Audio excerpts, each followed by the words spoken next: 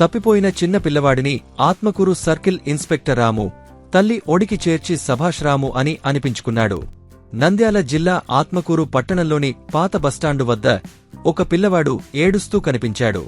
ఆ పిల్లాడిని గమనించిన చుట్టుపక్కలవారు ఆత్మకూరు పోలీసులకు చరవాణి ద్వారా సమాచారం అందించారు.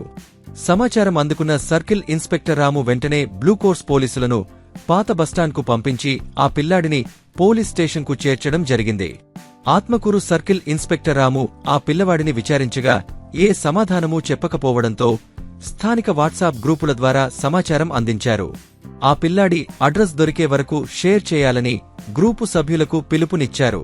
అలాగే పోలీసులను 2 బృందాలుగా ఏర్పాటు చేసి విచారణ చేపట్టాడు.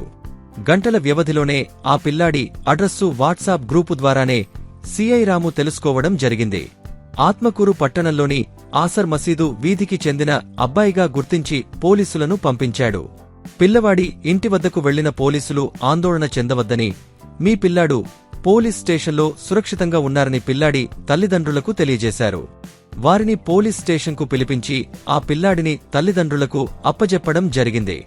ఇంటి సమీపంలో ఆడుకుంటూ ఉన్న తమ పిల్లవాడు కనిపించకపోవడంతో చాలా ఆందోళనకు గురయ్యామని, మా పిల్లవాడిని మాకు అప్పగించడంతో ఊపిరి పీల్చుకున్నామని వారు వివరిస్తూ సిఐ రాముకు కృతజ్ఞతలు తెలిపారు. అలాగే పలువురు పట్టణ ప్రజలు సిఐ రామును సభాష్ రాము అంటూ పొగడ్తలతో ముంచెత్తారు.